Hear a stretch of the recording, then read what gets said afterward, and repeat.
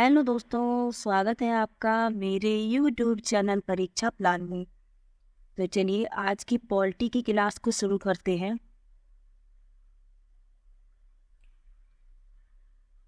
कक्षा 6 की किताब का ये आखिरी चैप्टर है। उसके बाद 7th की बुक को शुरू करेंगे। अध्याय 8 है शहरी क्षेत्र में आजीविका।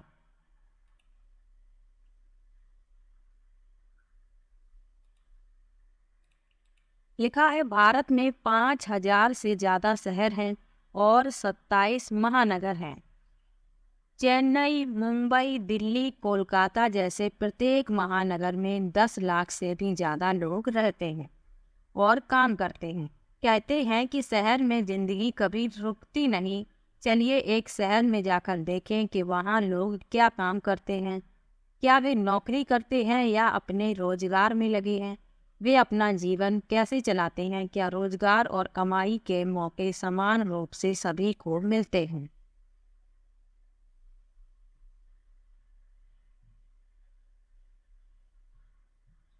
सड़कों पर काम करना। लिखा है यह वह शहर है जिसमें मेरी मौसेरी बहन रहती हैं। मैं यहाँ गिनी चुनी बार ही आई हूँ। यह बहुत बड़ा शहर है। एक बार जब मैं यहाँ आई तो मेरी मौसेरी बहन मुझे घुमाने के लिए ले गई। हम तड़के ही घर से निकल गई थी। जैसे ही हम मुख्य सड़क की तरफ मुड़े हमने देखा वहाँ काफ़ी चहल पहल थी। सब्जी बेचने वाली अपनी रेहड़ी पर टमाटर, गाजर व खीरे को सजाने में व्यस्त थी ताकि लोग देख सकें कि उसके पास बेचने के लिए क्या क्या है। उसकी बगल में फुटपाथ पर एक फूल वाली बैठी थी। वह सुंदर, रंगीन व तरह तरह के फूल बेच रही थी। हमने उससे लाल और पीला गुलाब खरीदा। सड़क के दूसरी तरफ पटरी पर एक व्यक्ति अखबार बेच रहा था। वह चारों ओर से लोगों से घिरा हुआ था। हर कोई अखबार को पढ़ना चाहता था। वहां से बसें जोर जोर से हॉर्न बजाती हुई गुजर रही थीं।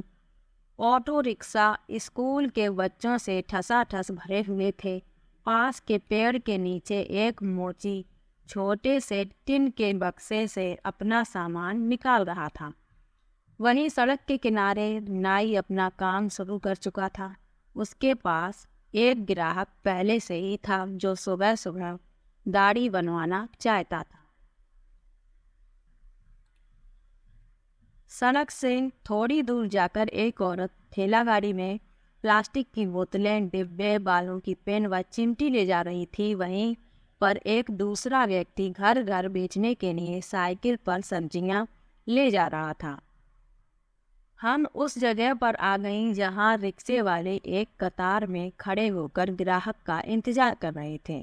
हमने एक को बाजार जाने के लिए तय किया। बाजार वहां से 2 किलोमीटर पर था। अब यहाँ पर आप देख सकते हैं बच्चू माझी एक रिक्शा वाला। तो एक रिक्शे वाले के बारे में यहाँ पर लिखा हुआ है। तो चलिए इसको पढ़ लेते हैं। लिखा है मैं बिहार के एक गांव से आया हूँ जहाँ मैं मिस्त्री का काम करता था। मेरी बीवी और 3 बच्चे गांव में ही रहते हैं। हमारे पास ज़मीन नहीं है। गांव में मिस्त्रीगिरी का काम लगातार नहीं मिलता था। जो कमाई होती थी वह परिवार के लिए पूरी नहीं पड़ती थी। जब मैं शहर पहुंचा तो मैंने यह पुराना रिक्शा खरीदा और इसका पैसा किस्तों में चुकाया। यह काफ़ी साल पहले की बात है। यहाँ आप इस चित्र में देख सकते हैं ये रिक्शा वाला है और रिक्शे पर सो रहा है। आगे लिखा है रोज सुबह बस स्टॉप पर पहुँच जाता हूँ और ग्राहक जहाँ भी जाना चाहे उन्हें वहाँ छोड़ देता हूँ। फिर रात को 8-9 बजे तक रिक्शा चलाता हूँ। मैं शहर की एक कॉलोनी में आसपास करीब 6 किलोमीटर तक रिक्शा चलाता हूँ। दूरी के हिसाब से हर ग्राहक मुझे 10 से 30 रुपए देता है। जब तबीयत खराब हो जाती है तब मैं यह काम नहीं कर पाता। उन दिनों कमाई बिल्कुल नहीं हो पाती। मैं अपने दोस्तों के साथ किराए के कमरे में रहता हूँ। वे सब पास की फैक्ट्री में काम करते हैं। रोज 200 से 300 रुपए तक मेरी कमाई हो जाती है, जिससे मैं 100 से 150 रुपए खाने और किराए पर खर्च हो जाते हैं। बाकी मैं परिवार के लिए बचा लेता हूँ। साल में 2-3 बार मैं अपने परिवार से मिलने गांव जाता हूँ। जो पैसा शहर से भेजता हूँ, मेरा परिवार उसी पर जीता है। कभी कभार मेरी बीवी खेतों में मजदूरी करके थोड़ा बहुत कमा लेती है। आगे लिखा है, बच्चू माझी की तरह शहर में कई लोग सड़कों पर काम करते हैं। वे चीज़ें बेचते हैं, उनकी मरम्मत करते हैं या कोई सेवा देते हैं। वे स्वरोजगार में लगे हैं। उनको कोई दूसरा व्यक्ति रोजगार नहीं देता है, इसलिए उन्हें अपना काम खुद ही संभालना पड़ता है। वे खुद योजना बनाते हैं कि कितना माल खरीदें और कहाँ व कैसे अपनी दुकान पर लगाएं। उनकी दुकानें अस्थायी होती हैं। कभी कभी तो टूटे फूटे गत्ते के डिब्बों या बक्सों पर कागज फैलाकर दुकान बन जाती है, या खम्भों पर तिरपाल या प्लास्टिक चढ़ा लेते हैं। वे अपने ठेले या सड़क की पटरी पर प्लास्टिक बिछाकर भी काम चलाते हैं। उनको पुलिस कभी कभी अपनी दुकान हटाने को कह देती है। उनके पास कोई सुरक्षा नहीं होती। ऐसी भी जगह है जहाँ ठेले वालों को घुसने ही नहीं दिया जाता। ठेले वाले तो चीज़ें बेचते हैं, वे अक्सर घर पर उनके परिवार वाले बनाते हैं। परिवार वाले चीज़ों को खरीद कर साफ करके छांट कर बेचने के लिए तैयार करते हैं। उदाहरण के लिए, जो सड़कों पर खाना या नाश्ता बेचते हैं वह ज़्यादातर घर पर ही बनाया जाता है। अहमदाबाद शहर के एक सर्वेक्षण में पाया गया कि काम करने वालों में से 12% लोग सड़कों पर काम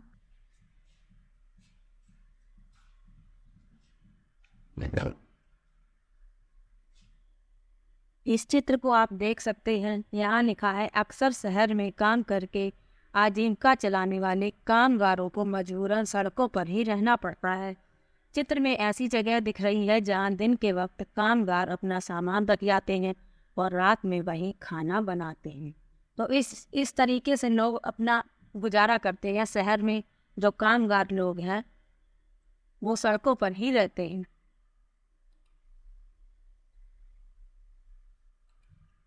आगे लिखा है, हमारे देश के शहरी इलाकों में लगभग 1 करोड़ लोग फुटपाथ और ठेलों पर सामान बेचते हैं। अभी हाल फिलहाल तक गलियों और फुटपाथ पर इस काम को यातायात और पैदल चलने वाले लोगों के लिए एक रुकावट की तरह देखा जाता था, लेकिन कई संस्थाओं के प्रयास से अब इसको सभी के लिए उपयोगी और आजीविका कमाने के अधिकार के रूप में देखा जा रहा है। सरकार भी उस कानून को बदलने पर विचार कर रही है जिससे उन पर प्रतिबंध लगा हुआ था। कानून में बदलाव आने से उनके पास काम करने की जगह होगी और यातायात एवं लोगों का आवागमन भी सहज रूप से हो पाएगा। ऐसा सुझाव है कि शहरों में कुछ इलाके फुटपाथ और ठेलों पर सामान बेचने वालों के लिए तय कर दिए जाएं। यह भी सुझाव है कि उन्हें खुले रूप में आने जाने की अनुमति हो और वे लोग उन समितियों में रखे जाएं जो इन मुद्दों पर निर्णय लेती हैं। आगे लिखा है, बाजार में। जब हम बाजार पहुंची तो दुकानें अभी खुलनी शुरू हुई थीं, लेकिन त्योहार के कारण वहां बहुत भीड़ हो चुकी थी। वहां मिठाई, खिलौने, कपड़े, चप्पल, बर्तन, बिजली के सामान इत्यादि की दुकानों की कतार थी। एक कोने में दांतों के डॉक्टर का क्लिनिक था। मेरी मौसेरी बहन ने उनसे पहले से ही समय ले रखा था। हम वहां पहले पहुंच गए जिससे हमारी बारी ना चली जाए। हमें थोड़ी देर एक कमरे में इंतजार करना पड़ा।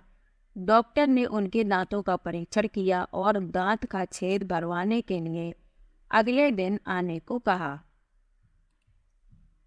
वह बहुत डर गई क्योंकि उसने सोचा कि एक तो दांत खराब होने दिया और ऊपर से इतना दर्द सहन करना पड़ेगा। डॉक्टर के यहाँ से हम सिले हुए कपड़ों के एक शोरूम पर गए, क्योंकि मैं कुछ सिले सिलाई कपड़े खरीदना चाहती थी। इस शोरूम की 3 मंजिलें थी और हर मंजिल पर अलग तरीके के कपड़े थे। हम तीसरी मंजिल पर पहुंची, जहां लड़कियों के कपड़े रखे हुए थे। पहले मेरे पापा और चाचा एक छोटी सी दुकान पर काम करते थे। इतवार को और त्योहार के समय मैं और मेरी माँ उनकी मदद करते थे। मैंने कॉलेज की पढ़ाई पूरी करने के बाद वहाँ काम करना शुरू किया। अब मेरी पत्नी वंदना और मैं यह शोरूम चलाते हैं। वंदना वंदना क्या कहती है? हमने कुछ साल पहले यह शोरूम खोला। मैं एक ड्रेस डिजाइनर हूँ। मैंने तरह तरह की फैशन के कपड़े बनाने की पढ़ाई की है, लेकिन आजकल लोग कपड़े सिलवाने की जगह सिले सिलाई यानी रेडीमेड कपड़े खरीदना पसंद करते हैं। इसलिए मेरा ध्यान इस बात पर ज़्यादा रहता है कि कैसे इन रेडीमेड कपड़ों को आकर्षक रूप से सजाकर रखा जाए। हम अपने शोरूम के लिए अलग अलग जगहों से सामान खरीदते हैं। ज़्यादातर माल मुंबई, अहमदाबाद, लुधियाना और त्रिपुरा से आता है। कुछ सामान दिल्ली के पास के शहरों जैसे गुड़गांव और नोएडा से भी आता है। कुछ कपड़े हम विदेशों से भी मंगवाते हैं। इस शोरूम को सही रूप से चलाने के लिए हमें कई चीज़ें करनी पड़ती हैं। हम विभिन्न अखबारों में, सिनेमा हॉल में, टेलीविज़न व रेडियो चैनल पर विज्ञापन देते हैं। अभी तो यह शोरूम किराए पर है, पर हम इसे जल्द ही खरीद लेंगे। जब से यह बाजार आसपास रहने वाले लोगों के लिए मुख्य बाजार बन गया है, तब से हमारा व्यापार। हमने एक कार खरीद ली है और पास की सोसाइटी में एक फ्लैट भी ले लिया है। आगे लिखा है, हरप्रीत और वंदना की तरह कई लोग हैं जिनके पास शहर के बाजार में अपनी दुकानें हैं। ये दुकानें छोटी बड़ी हैं और लोग अलग अलग चीज़ें बेचते हैं। ज़्यादातर व्यापारी अपनी दुकान या व्यापार खुद संभालते हैं। वे किसी दूसरे की नौकरी नहीं करते, लेकिन वे खुद कई लोगों को मैनेजर या सहायक की तरह नौकरी पर रखते हैं।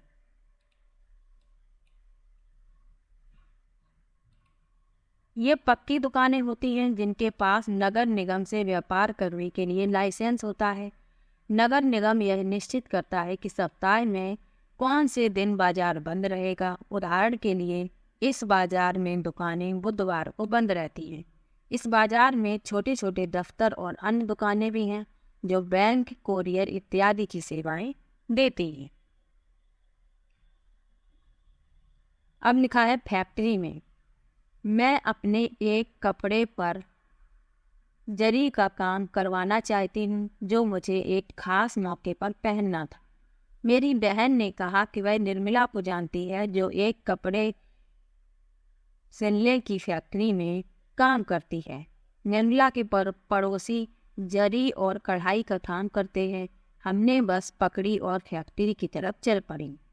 बस खचाखच भरी हुई थी। हर स्टॉप पर लोग चढ़ते ही जा रहे थे और कोई भी उतरने का नाम नहीं ले रहा था। अपनी जगह बनाने के लिए लोग एक दूसरे को धक्का दे रहे थे। मेरी बहन ने मुझे एक कोने पर खड़ा कर दिया ताकि भीड़ में हमारा बोरता ना बन जाए। मुझे हैरानी हो रही थी कि लोग रोज ऐसे कैसे सफ़र करते। जैसे ही बस फैक्ट्री के पास पहुंची, लोग उतरने लगे। हम भी एक मोड़ पर उतर गईं। हर जान में जान गई। मोड़ पर बड़े सारे लोग समूहों में बाड़ों पर बैठे हुए थे। कुछ टिककर खड़े हुए थे। उन्हें देखकर लग रहा था कि वे शायद किसी का इंतजार कर रहे थे।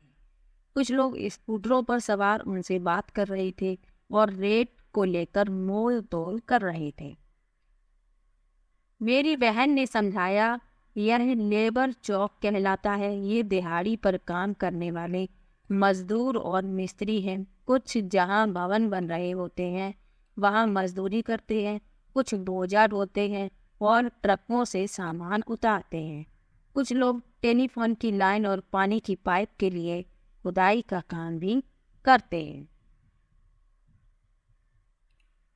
आगे लिखा है, निर्मला कपड़े निर्यात करने वाली एक कंपनी में दर्जी का काम करती है। जिस फैक्ट्री में वह काम करती है वहाँ अमेरिका, इंग्लैंड, जर्मनी और नीदरलैंड जैसे देशों के लोगों के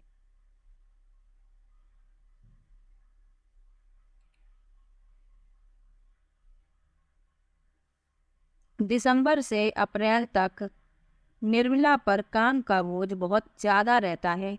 अक्सर वह 9 बजे सुबह काम शुरू करती है और रात 10 बजे तक काम निपट पाता है। कई बार और भी देर हो जाती है। वह हफ्ते में 6 दिन काम करती है। जब काम जल्दी का होता है तो उन्हें इतवार को भी काम पर जाना पड़ता है। निर्मला को रोज 8 घंटे काम करने के 280 रुपये मिलते हैं और अतिरिक्त 100 रुपये देर तक काम करने का मिलता है। जून तक काम खत्म हो जाता है तो फैक्ट्री वाले इन दर्जियों की संख्या घटा देते हैं। निर्मला को भी निकाल दिया जाएगा। हर साल करीब 3 से 4 महीने के लिए उसके पास काम नहीं रहता। तो निर्मला जिस फैक्ट्री में काम करती है उसमें गर्मी में पहनने वाले कपड़े सिले जाते हैं जो अमेरिका, इंग्लैंड, नीदरलैंड जैसे देशों में भेजे जाते हैं। जब काम ज़्यादा होता है तो दर्जियों की संख्या वहाँ अधिक होती है। जब काम खत्म हो जाता है तो दर्जियों की संख्या को घटा दिया जाता है। ऐसे ही निर्मला को भी काम से निकाल दिया जाएगा और हर साल करीब 3 से 4 महीने उसके पास कोई भी काम नहीं रहता है। आगे लिखा है, निर्मला की तरह ज़्यादातर कारीगर अनियमित रूप से काम में लगे हुए हैं। मतलब उनको काम पर तभी आना होता है जब मालिक को ज़रूरत होती है। उनको रोजगार तभी मिलता है जब मालिक को बहुत सारा काम मिल जाता है या फिर खास मौसमों में काम मिलता है। साल के बचे हुए समय में उन्हें दूसरा काम ढूंढना पड़ता है। निर्मला की तरह की नौकरियां स्थायी नहीं होती। अगर कारीगर अपनी तनख्वाह या परिस्थितियों के बारे में शिकायत करते हैं तो उन्हें निकाल दिया जाता है। नौकरी की कोई सुरक्षा नहीं होती और अगर कोई बुरा व्यवहार करे तो उनके बचाव के लिए कुछ नहीं होता। उनसे बहुत लंबे समय तक रोज काम करने की उम्मीद भी रखी जाती है। उदाहरण के लिए बिजली से चलने वाले कर्बों की यानी पावर लूम फैक्ट्री में मजदूर दिन और रात की पालियों में 12-12 घंटे तक काम करते हैं। उन्हें 8 घंटों से ज़्यादा काम करने की मजदूरी अलग से नहीं मिलती।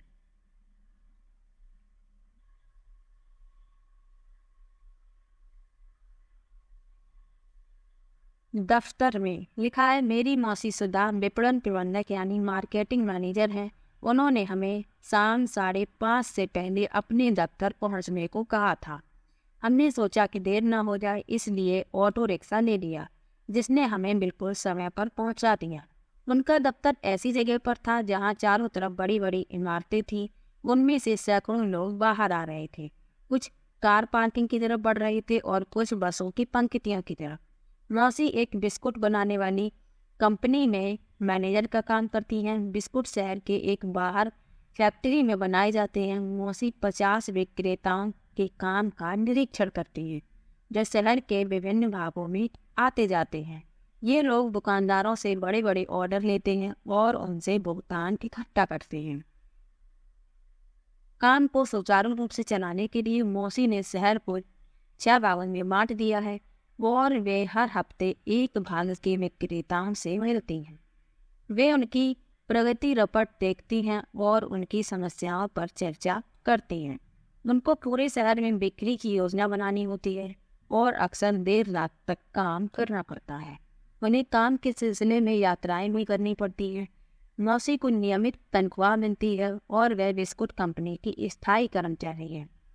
वे यह उम्मीद रख सकती हैं कि उनकी नौकरी लंबे समय तक चलेगी।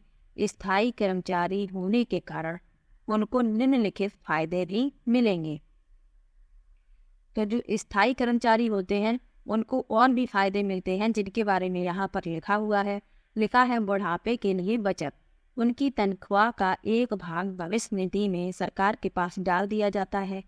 इस बचत पर ब्याज भी मिलता है। नौकरी से सेवानिवृत्त होने पर यह पैसा मिल जाता है।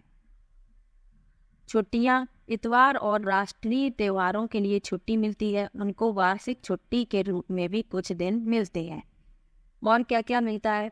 परिवार के लिए चिकित्सा सुविधाएं। लिखा है, कंपनी एक सीमा तक कर्मचारी और उनके परिवारजनों के इलाज का खर्चा उठाती है। अगर तबीयत खराब हो जाए तो कर्मचारी को बीमारी के दौरान छुट्टी मिलती है। तो जो स्थायी कर्मचारी होते हैं उनको इन सेवाओं का लाभ मिलता है। आगे लिखा है, शहर में ऐसे कई कर्मचारी होते हैं जो दफ्तरों, फैक्ट्रियों और सरकारी विभागों में काम करते हैं, जहां उन्हें नियमित और स्थायी कर्मचारी की तरह रोजगार मिलता है। वे लगातार उसी दफ्तर या फैक्ट्री में काम पर जाते हैं। उनका काम भी तय होता है, उनको हर महीने तनख्वाह मिलती है।